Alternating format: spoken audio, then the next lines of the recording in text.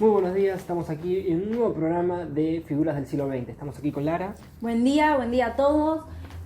Hoy en este capítulo vamos a estar hablando sobre Walter Benjamin, una gran figura en la historia, para la filosofía, para la literatura, que se basa en sus obras. Podemos ver el Holocausto y parte de su historia, de lo que vivió, reflejado en ello. Hoy en el día de hoy vamos a estar hablando con diferentes historiadores que nos van a contar un poco sobre cómo fue la vida de este gran poeta. Nuestro primer invitado es Nicolás Nieto, un gran historiador. ¿Cómo estás, Nico? Hola, ¿todo bien? ¿Cómo andan? Buen día. Buen día, ¿cómo andan? Bueno, me encanta que en la televisión se habla de las figuras del siglo XX. Sí, está muy bueno eso. Sí, este programa está justamente dedicado a esto. Y queríamos comenzar preguntándote qué eventos marcaron la vida y las obras literarias de Walter Benjamin. Bueno, la vida de Walter Benjamin estuvo entrelazada con los turbulentos acontecimientos de su época. Nació en Berlín el 15 de julio de 1892 en un periodo de profundos cambios políticos y culturales. La Primera Guerra Mundial, la agitación política en Europa y la crisis económica de la década de 1930 influyeron en su pensamiento. Benjamin fue conocido por su enfoque interdisciplinario en la filosofía, literatura, sociología e historia en una síntesis única. Sus obras, como la obra de arte en la época de su reproductibilidad técnica, exploran cómo la tecnología y la reproducción en masa afectarán a la autenticidad y la percepción de las obras de arte. Wow, la verdad es que suena revolucionario. ¿Y cómo cambió su vida cuando el auge del nazismo lo obligó a exiliarse? Bueno, el ascenso del nazismo en Alemania representó un punto de quiebre en la vida de Benjamin. Dada su ascendencia judía y sus opiniones políticas, se vio forzado al exilio en 1933. El exilio influyó profundamente en su obra y pensamiento, y también lo llevó a una serie de destinos, incluyendo París y finalmente Porto, España, donde falleció en un intento de escapar de los nazis en 1940.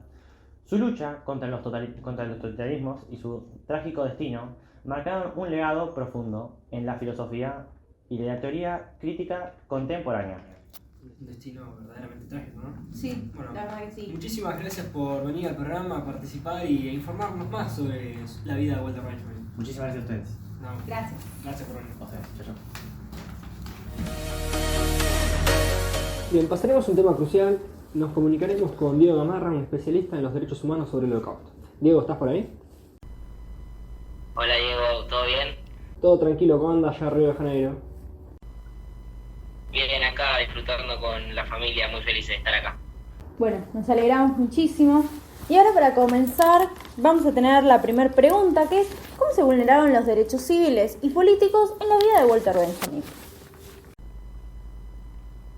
Bueno, básicamente, como tendrán todos una idea, durante el Holocausto hubo unas violación a los derechos humanos sin precedentes, básicamente. Respondiendo a tu pregunta, los civiles, que básicamente incluyen el derecho a la vida, la libertad o seguridad personales, se vulneraron de manera básicamente inhumana, porque nada, para que te des una idea, la gente, o sea, millones de personas, en su mayoría judíos, fueron asesinados en campos de concentración y exterminio. Y en cuanto a los de igualdad, hubo una serie de problemas porque el régimen nazi tenía una ideología antisemítica y políticas discriminatorias hacia todos los grupos sociales, básicamente. Entonces, la ley le negaba el derecho a todos en base a la igualdad. Bueno, la verdad es que sí, la historia es impactante, pero ¿cómo podemos aprender justamente de ella y aplicar estas lecciones, que al final terminan siendo, para la actualidad? Bueno, la historia como materia tiene esto, ¿no? O sea que es esencial para básicamente prevenir la repetición de estos hechos. O sea, comprender la ideología y la propaganda, porque esto puede conducir a la discriminación y la violencia, nos da la oportunidad luchar contra la intolerancia que se da en la sociedad hoy en día, ¿no? La verdad que lo que se vivió en esa época fue una locura y nos da un pie, como vos decís, para que sea una lección para hoy en día y para muchos años más. Bueno, muchas gracias Diego por pasarte por el programa y agradecemos que puedas pasar a informarnos más a la gente sobre una de las figuras del siglo XX. No, gracias a ustedes, chicos. Chao. Chao, buenas tardes. Muy bien, ahora vamos a pasar a hablar con el historiador Tiago Daneri sobre la relación de Benjamin con el nazismo y con el después de la Segunda Guerra Mundial. Bienvenido, Tiago. Buenas. Buen día.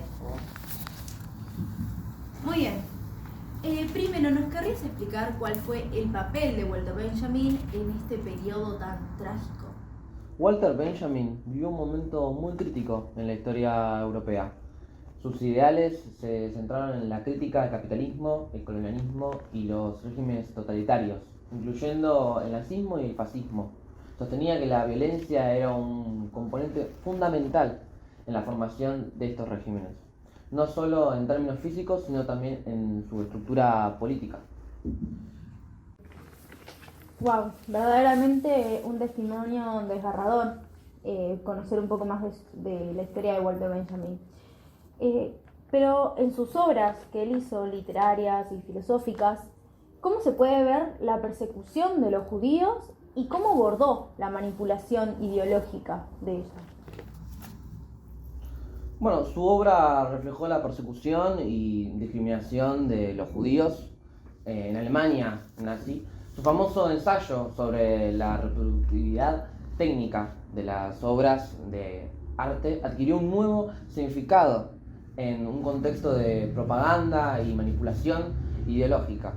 Benjamin abordó la importancia de comprender el pasado y las consecuencias del totalitarismo en un momento crítico de la historia, cuestionando los peligros del autoritarismo. Wow. La cruda realidad de la vida de Benjamin. Sí. Bueno, muchísimas gracias, Tiago, Gracias a ustedes por invitarme. acompañarnos. Bueno, esperamos volver a tenerte aquí y contarnos sobre otras Mucho historias gusto. tan impresionantes. Muchísimas gracias. Ustedes dos por la invitación.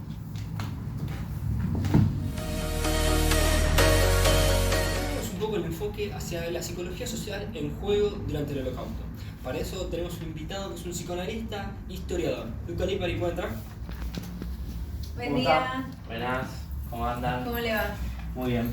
Explícanos, ¿cómo hemos asignado los roles y los estatus durante el Holocausto? Bueno, durante el Holocausto los nazis asignaron roles claramente definidos. Se desempeñaron como perpetradores, mientras que los judíos y otros grupos perseguidos se vieron forzados a desempeñar roles de víctimas. Esta asignación de roles se basó en una jerarquía de estatus racista, donde los nazis se consideraban superiores y los perseguidos eran tratados con extrema crueldad y despojados de sus derechos. Claro, y explícame, ¿cómo podríamos entender las actitudes y la comunicación que permitieron que tales atrocidades ocurrieran? Bueno, las actitudes de los perpetradores del nazismo se caracterizaron por la deshumanización, el sentimiento de nacionalismo extremo y la lealtad al Tercer Reich. La presión de grupo y la lealtad a la patria también jugaron un papel importante en la ejecución de estas terribles acciones. La comunicación, especialmente a través de la propaganda, los discursos de su líder también fueron claves para movilizar a la población en apoyo del exterminio de grupos perseguidos.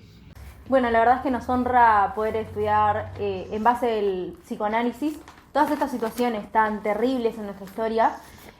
Así que bueno, muchísimas gracias, Luca, por acompañarnos hoy, por contarnos un poco de esta visión.